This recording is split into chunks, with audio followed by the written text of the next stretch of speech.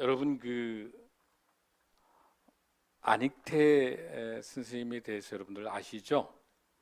우리 이 애국가를 작사 작곡했던 분인데 우리 안익태 선생이 샌프란시스코 한인 교회에서 우리 한인들이 조국을 그리면서 노래를 부르는 것이 Old Lang Syne 알죠, 여러분들? 그 노래를 가지고 교포들이 노래 부르는 걸 보고 안익태 선생이 아무래도 우리 애국가를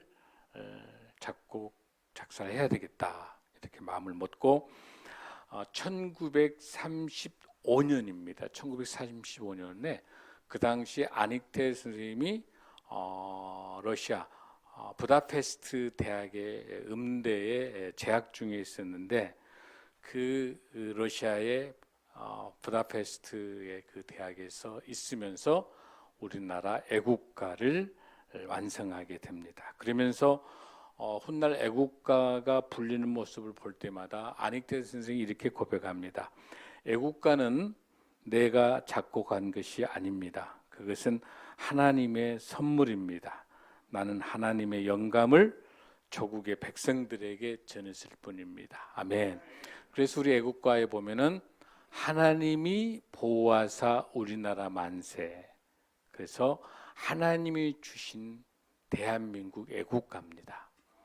또한 대한민국은 1948년 5월 31일 날 이승만 국회의장이 대한민국은 하나님이 주신 나라이기 때문에 우리가 기도하고 대한민국을 시작해야 됩니다라고 해서 재헌 국회 때 감리교 목사인 이윤영 목사님이 이윤영 국회의원이었어요. 재헌 국회. 그래서 이윤영 의원 나오셔서 기도를 시작합시다. 그래서 우리나라 국회 회의록 첫 페이지에 기도문이 들어 있습니다. 그러니까 우리나라는 기도로 시작한 대한민국, 기도로 시작한 애국가입니다. 그래서 애국가를 부를 때마다 늘 하나님께서 주신 그 기쁨을 생각하면 좋겠습니다. 1742년 8월 22일이니까 지금 이 정도 8월입니다. 이때 하나님께서 핸델이라고 하는 작곡가를 통해서 오라토리아 메시아의 곡을 작곡하게 합니다. 그러면서 제44번 할렐루야를 작곡을 완료했을 때 핸델은 눈물을 흘립니다. 내 앞에 천국이 나타난 것을 보았습니다. 그리고 나는 위대하신 하나님을 보았습니다. 오 주여 주여 하면서 이 모든 악보 핸델의 메시아를 완성한 후에 오 하나님이 나를 찾아오셨습니다라고 고백을 하면서 이 음악은 바로 파운들링이라 하는 그 병원에 불쌍한 사람들을 위한 병원, 그 자선병원을 위한 그 음악회용으로 만듭니다. 그러다가 1743년에 황제인 조지 위세가 이 메시아의 곡을 들으면서 너무너무 감동해서 앉아서 이 곡을 들을 수가 없는 거예요. 그래서 일어서서 핸델의 메시아 할렐루야를 할 때, 그래서 지금도 메시아의 할렐루야는 다 일어서서 이 오라토리를 함께 부르는 걸 봅니다. 그래서 지금도 이 모든 작곡된 인쇄는 지금도 영국에는 파운들링 이 구제병원에 기부가 됩니다. 모든 비용이. 그래서 이런 놀라운 이 곡을 받고 핸델의 이 메시아를 보시고 큰 감동 가지고 하나님 저도 이 놀라운 오라토리아를 작곡하고 싶습니다라고 한 게 바로 교향곡의 아버지인 하이든이 1798년도에 천지창조를 오라토리를 만듭니다. 그러면서 마지막에서 오케스트라가 이 합창단을 통해서 이 하이든이 병이 들고 마지막 죽기 전에 마지막 공연을 보니까 거기에 있는 많은 사람들이 일어서서 하이든에게 천지창조를 만든 작곡자를 칭송하게 되니까 하이든이 이렇게 이야기합니다. 아닙니다. 이 음악은 나로부터 온 곡이 아닙니다. 바로 저기 우리의 하나님께서 모든 것이 주님이 주셨습니다. 하나님께 영광 올립니다라고 하고 하이든이 영광을 하나님께 올려드립니다. 전 세계의 대표적인 오라토리오 3대 오라토리오가 첫 번째가 메시아, 두 번째가 바로 여기 나타나는 천지창조, 세 번째는 멘델수준의 엘리야라는 오라토리아입니다. 여러분 오라토리아가 뭐예요? 여러분들 오라토리아라고 하는 것은 성악을 중심으로 줄거리를 가지고 있지만 배우가 연기하지 않는 걸 오라토리아라. 배우가 연기하는 것은 오페라고. 그리고 이 오라토리아보다 조금 작게 돼 있는 걸 칸타타라 부르는 거야. 그러니까 이 오라토리아는 연기를 통해서 이 극의 성극의 본질을 훼손하지 않도록 오로지 음악을 통해서 악기를 통해서 하나님께 찬양을 통해 올려드리는 거, 오로지 하나님께 영광을 올려드리는 게 오라토리오인데 바로 오늘 이 시간에 주님께서 주시는 이 오라토리아처럼 그런즉 너희가 먹든지 마시든지 무엇을 하든지 다 하나님의 영광을 위하여 하라. 아멘. 고린도전서 10장 31절의 말씀이 오늘 귀한 말씀의 본문처럼 오직 영광을 하나님께 드리는 저와 여러분이 될 줄로 믿습니다. 아멘. 자, 이 하나님께 영광을 올려야 함에도 불구하고 이 초대교회 때 하나님께 영광을 올리지 않는 그 결과가 비참한 죽음을 맞게 한 인물을 오늘 볼 수 있습니다. 사도행전 12장 20절의 말씀부터 우리가 함께 봉독합니다. 시작. 헤롯이 두로와 시돈을 대단히 노여워하는 그들의 지방이 왕국에서 나는 양식을 먹는 까닭에 한 마음으로 그에게로 나와 왕의 침소 맡은 신하 블라스를 설득하여 화목하기를 정한지라. 여기 성경에는 헤롯이라고 하는 사람들이 이제 4명이 나오고 있는데요. 여러분들 헤롯이라고 나오고 있기 때문에 이 헤롯이 어떤 헤롯인지를 잘 구별할 수 없어요. 예수님께서 태어나실 당시에 모든 유아들을 다 학살하라 라고 했던 그 왕이 헤롯 대왕이에요. 그것이 대헤롯을 말하는 겁니다. 그러고 난 다음에 이제 그 세례 요한의 목을 잡아서 목을 잘라서 죽였던 그 헤롯이 있어요. 그게 바로 헤롯 안티파스라고 하는 왕이 이제 분봉왕이 되는 거죠. 그리고 또 하나 여러분 오늘 이 본문에 나와 있는 이 왕, 이 헤롯 왕, 이 헤롯 왕이 바로 어떠냐면 헤롯 아그리파 1세입니다. 이 헤롯 아그리파 1세는 로마로 유학을 가가지고 그 당시 로마 황제하고 친교를 맺어서 이 이스라엘의 지역, 그 이스라엘 갈릴리라고 하는 그 지역을 갈릴리하고 베레아를 중심으로 이 지역에 분봉왕으로 준 것이 바로 헤롯의 손자인 헤롯 아그리파 1세를 말하는 거예요. 또 하나는 나중에 이제 바울이 나중에 이제 로마로 가기 전에 그 마지막에 만났던 그 왕이 이제 아그리파 2세 이제 증손자가 나오는데 이렇게 4번 나오고 있는데 오늘 이 헤롯은 누구냐면 헤롯 예수님을 학살하려고 했던 보던 그 헤롯 대왕의 손자인 아그리파 1세가 이 헤롯이다라고 하는 걸 가지고 우리 본문을 보면 잘 이해가 됩니다. 아주 이 사람은 아주 교만하고요. 아주 자기를 드러내기에 뽐내는 걸 굉장히 중요하고 그리고 굉장히 외식하는 그런 아그리파 1세 헤롯 왕이에요. 이런 성격에 따라서 이 본문을 보면 자 20절에 보니까 헤롯이 두로와 여러분 아까 지도에 보니까 두로하고 시돈 보였죠?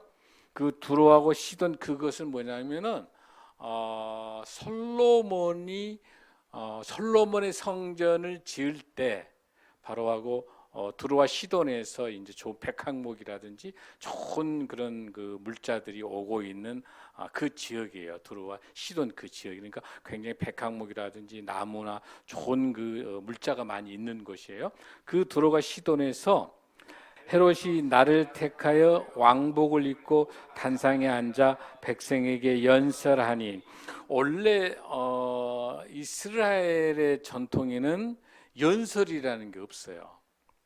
그렇죠? 연설이 없는, 연설은 어디가 있는? 로마가 연설이 있는 거죠. 로마 황제가 연설. 그러니까 여기 헤롯 이 아그리파 1세는 유학을 가가지고 로마에 유학을 갔기 때문에 황제나 귀족들이나 이런 사람들이 연설한 걸 본 거야. 그러니까 그대로 본딴 거예요. 로마에서 했던 행위를 그대로 헤롯 아그리파가 한번 하는 건데 유명한 유대인 학자인 그 로마의 학자 요세푸스라고 하는 학자의 그 역사서를 보니까 어떤 옷을 입었냐면은 이 헤롯 왕이 헤롯 아그리파 1세가 은색으로 된 옷을 왕의 옷을 입었던 거. 그러니까 만약에 햇빛이 비치게 되면 그 은색이 어때? 멀리서 반짝반짝거리죠. 그러니까 굉장히 화려하게 자기를 히틀러하고 같아. 그 배경 색깔 나타내가지고 히틀러가 연설할 때 후광을 만들어가지고 집중시킨 것처럼 이 헤롯 아그리파 1세 이 헤롯 왕도 자기를 드러내기 너무 좋아하기 때문에 연설을 하면서 옷이 반짝반짝거리고 모든 사람들이 자기 앞에서 무릎 꿇고 이렇게 하기를 원하는 거예요. 그런 모습이 보니까 헤롯이 그 낯을 은빛 옷을 입고 이제 폼을 잡고 단상에 서서 백성들에게 연설합니다. 자, 22절 시작. 백성들이 크게 부르되 이것은 신의 소리요 사람의 소리가 아니라 하거늘. 자, 거기 모여 있던 많은 이스라엘 백성들이 오 신이시여, 이 헤롯 왕에게 오 신이시여 그러면서 뭐라고 이야기해요? 오 당신은 신입니다. 여기서 엄밀히 보면 여기 이 로마의 속국에 있기 때문에 이 당시에 신은 누가 되겠어요? 로마의 황제죠. 근데 로마의 황제인데 우리 초대교회 성도들은 로마의 황제를 신으로 생각하지 않고 키리어스, 주님은 오직 누굽니까? 예수 그리스도만이 나의 주님이다. 그렇게 우리 고백하죠. 그렇게 고백하기 때문에 콜로세움에 끌려가 죽기도 하고 사자밥이 되기도 하고 또 순교당해서 그 도로 로마의 그 가에 횃불에 불에 타기도 하고 이렇게 순교하는 많은 초대교회 우리 많은 성도들이 있었던데 이 당시에 있어서의 황제 신은 누구예요? 오직 예수 그리스도예요. 근데 많은 백성들이 누구에게? 이 헤롯 왕에게 오 신이시여, 오 나의 주여. 만약에 두로와 시돈에 있는 사람들이 그렇게 하는 것이야 이방인들이니까 관계가 없겠지만 이 사람들과 같이 이 헤롯 왕에게 잘 보이기 위해서 이 거짓과 이 어마어마한 황제라고 이렇게 본인이 백성들에게 왕이라고 칭송받으면서 이 교만을 떨고 있는 이 헤롯 왕에 대해서 많은 백성들이 이렇게 말하고 있죠. 신의 소리요 사람의 소리가 아니라. 여러분 이렇게 할 때 정말 하나님이 두렵고 떨린다고 한다면 아까 우리가 봤었던 것처럼 핸델처럼 하이든처럼 아닉테처럼 이렇게 좋은 곡을 만들 때 많은 음악 관람객들이 와서 극장에 와서 막 박수치고 이렇게 할 때 하이든이 폼을 냈습니까? 핸델이 폼을 냅니까? 아닙니다. 이건 하나님이 내게 지혜를 주시어 만든 곡입니다. 할렐루야. 아멘. 아닉테 선생마저도 이 대한민국 애국가를 만들 때 많은 사람이 칭송할 때 아닙니다. 하나님이 지혜를 주셔서 애국가를 작곡할 수 있었습니다라고 영광 올렸던 것처럼 그렇게 하는 것이 하나님의 사람인 줄로 믿습니다. 그런데 이 교만한 헤롯 아그리파는 어떻게 하고 있습니까? 내가 신이다. 내가 하나님이다. 이렇게 외치고 있습니다. 그게 23절입니다. 시작. 헤롯이 영광을 하나님께 돌리지 아니하므로 주의 사자가 곧 친히 벌레에게 먹혀 죽으니라. 하나님께서 이 거만한 헤롯을 두지 않고 바로 그 자리에서 전염병이 들어오게 되고요. 와서 장폐색이 발생하게 되면서 딱 그대로 꼬꾸라져요. 내가 왕이다. 내가 황제라고 하면서 이렇게 하는 순간 이 헤롯 왕은 그 자리에서 꼬꾸라져서 5일 만에 즉사합니다. 이건 무섭게 하나님께서 심판하는 게 하나님의 영광을 가리고 내가 예수님이 계시할 자리에 있는 저와 여러분을 포함해서 하나님의 영광을 가리고 내가 그 자리에 있어서 하나님의 영광을 가로챘었을 때 비참하게 즉사하는 이 사건들이 이 본문에 무섭게 나타나는 거예요. 여러분, 이 사건은 우리가 어디를 보면 더 잘 알 수 있어요, 여러분들? 이런 사건이 어디서 한번 나타납니까, 여러분들? 사무엘하를 한번 본문을 한번 볼까요, 여러분들?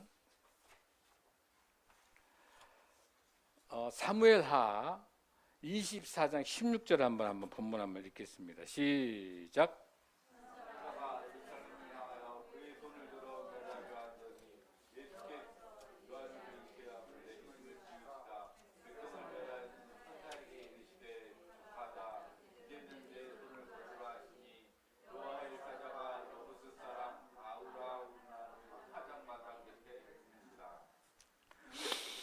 지금 이 내용은 어떤 내용이냐면 다윗이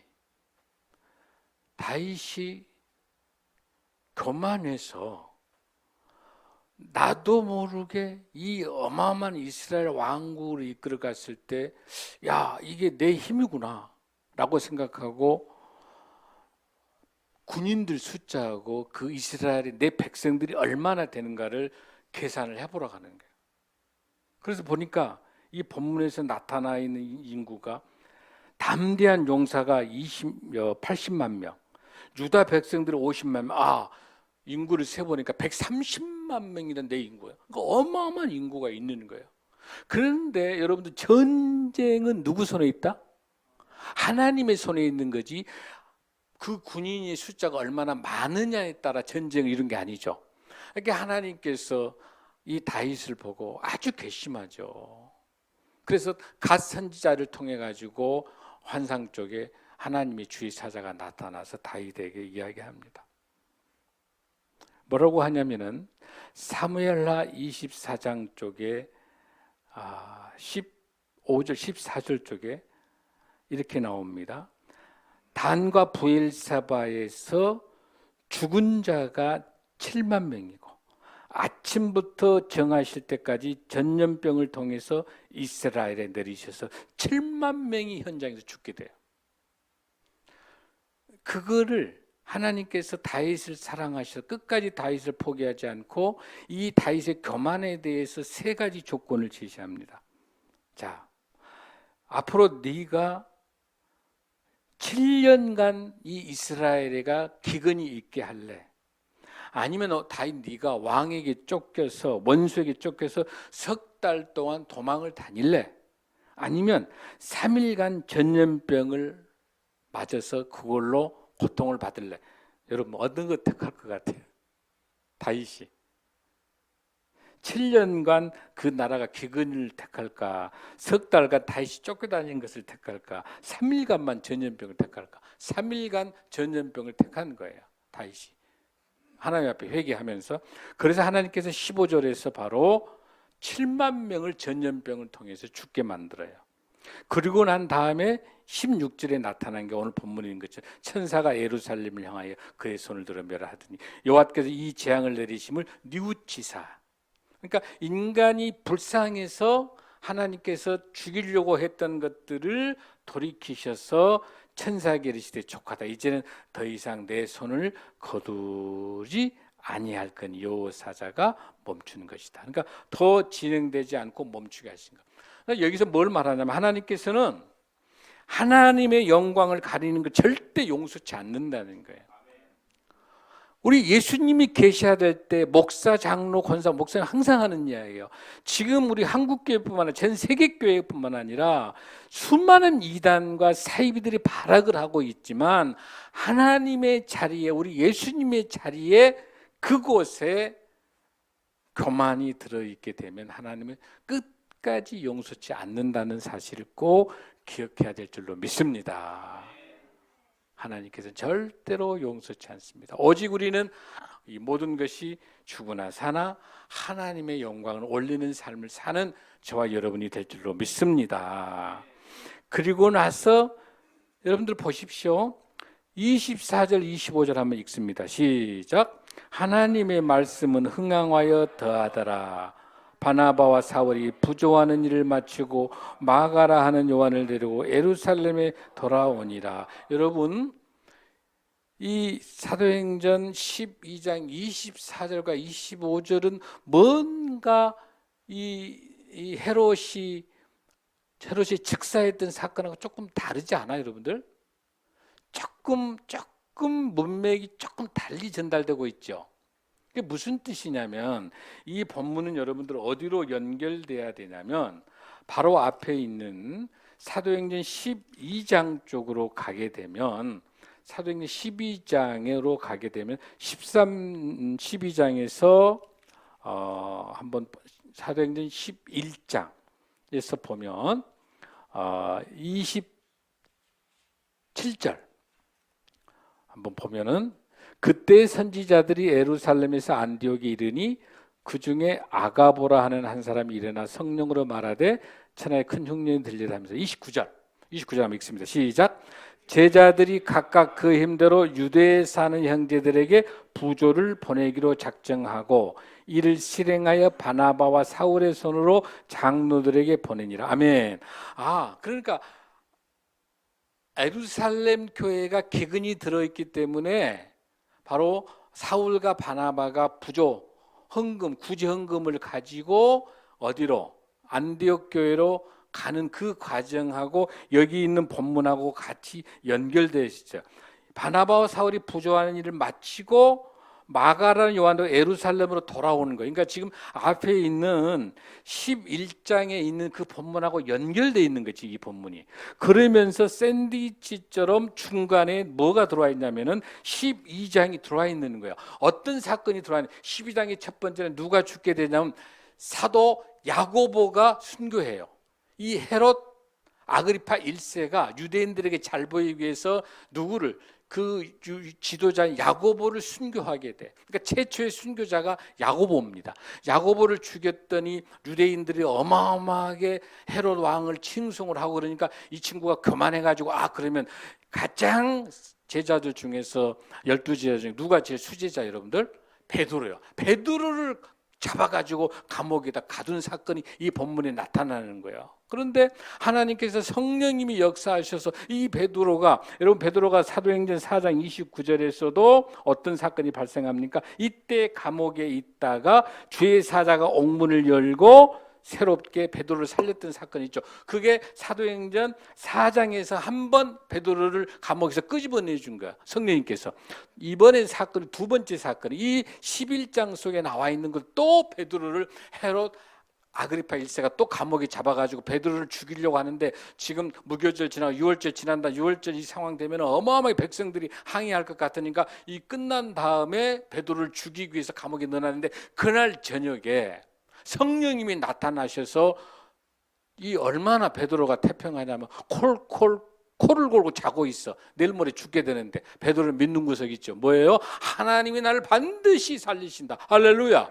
그러니까 자고 있으니까 와서 천사가 와가지고 톡톡 치면서 야 베드로 일어나니까 옷 얼른 입고 나가가지고 베드로를 또 성령님께서 살려내는 사건이 나와요. 그 다음에 야고보가 순교해서 죽이고, 두 번째 베드로 감옥에 해가지고 있는 이 못된 짓거리, 하나님의 영광을 위한 야고보를 순교시키고 죽이고, 또 하나 베드로를 감옥에 집어넣고, 이런 짓거리를 하고 있는 헤롯 아그리파를 하나님이 두고 볼 수가 없는 거예요, 성령님께서. 그래서 우리 주님께서 성령님을 보내가지고 여기 헤롯 왕을 갖다가 전염병을 통해 충을 그 자리에서 즉사시키는 거야. 할렐루야. 그리고 난 다음에 이 사건을 끝내고 난 다음에 다시 이 본문 속에서 24절 25절 속에 뭐가 나와 있어? 하나님의 말씀을 흥황하더라. 할렐루야. 중요한 이 사실은 뭐냐면, 우리 인생 살면서 여러분들 걱정과 근심과 고통이 다 있을 수 있어. 이 순교 당할 정도로 감옥에 갈 수도 있고 어려움이 많이 있는 건데, 중요한 사실은 이 베드로를 위해서 보는 중요한 사건이 뭐냐면, 베드로가 이 감옥에서 나와가지고 어디로 찾아가게 되냐면은 마가의 다락방에 가서, 요한의 그 마가의 다락방에 가서 나타났는데도, 기도를 열심히 베드로를 석방하기 위해서 기도를 열심히 했었던 그 사람이 막상 베드로가 나타나니까 베드로를 안 믿는 거야, 여러분들. 그러니까 웃긴 거예요. 기도 뭐 때문에 기도를 해? 베드로를 석방해달라고 기도했잖아요. 그러면 베드로가 석방돼가지고 오면 할렐루야 맞이해야 되는데 베드로가 귀신인 걸로 생각하는 거야. 그러니까 여러분 기도하면 응답받은 줄로 믿습니다. 확실하게 기도하시기 바랍니다.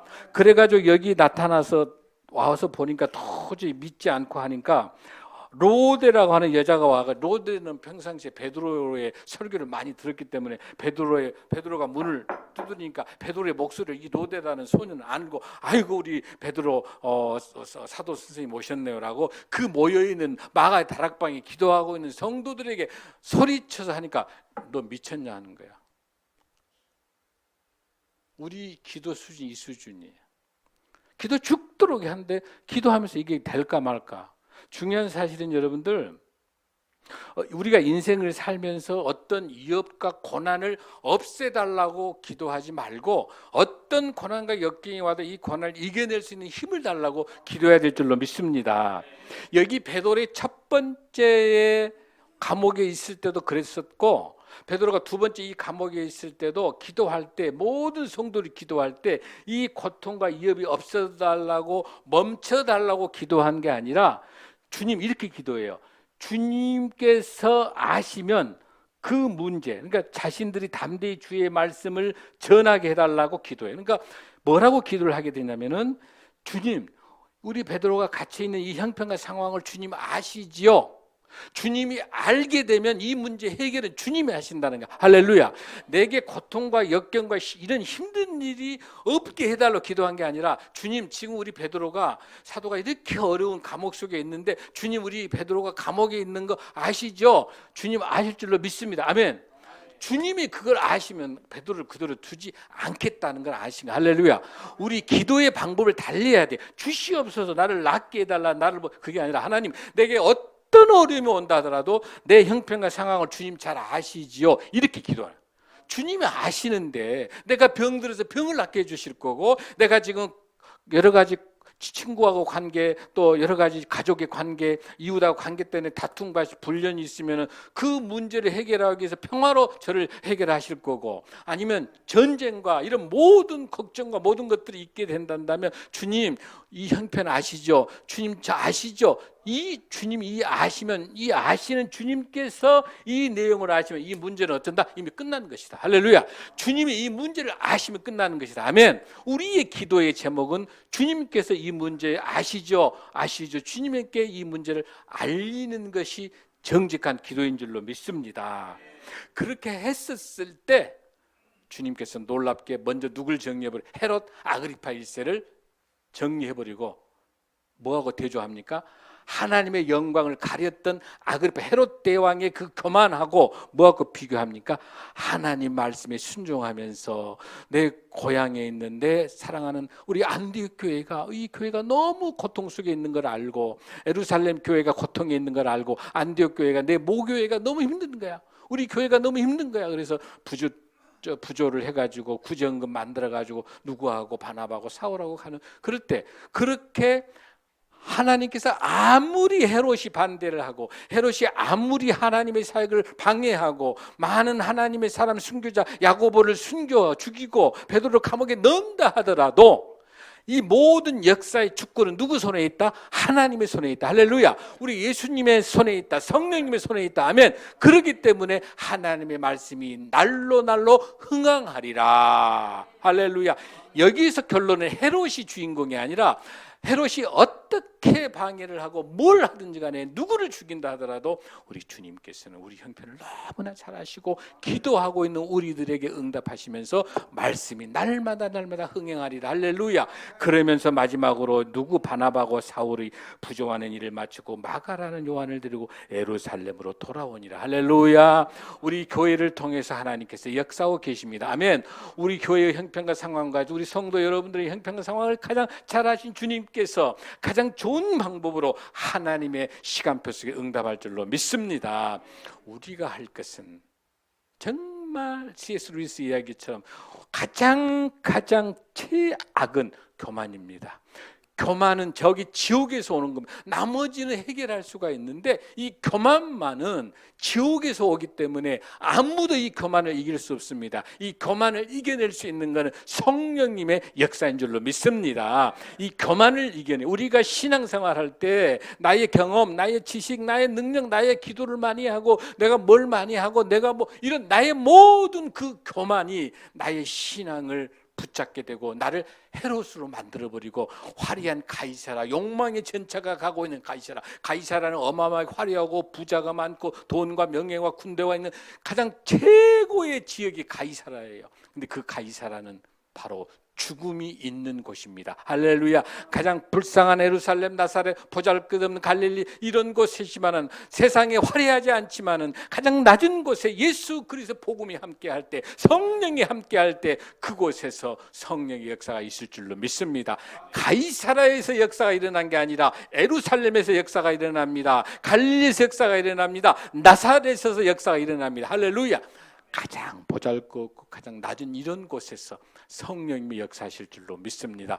어떤 상황과 환경이 온다 하더라도 어떤 위협을 없애달라, 멈춰달라고 기도하지 말고, 여러분과 저에게 고난이 역경이 올 때 이거 없애달라고 기도하지 말고, 주님 내 형편과 내 건강과 나의 가정과 내 형편과 내 지금 입장을 주님 잘 아시죠? 주님 저보다 저를 더 잘 아신 주님께서 역사하여 주옵소서. 하나님의 방법과 하나님의 시간표에 응답하여 주옵소서. 기도하며 승리하는 저와 여러분이 될 줄로 믿습니다. 아멘.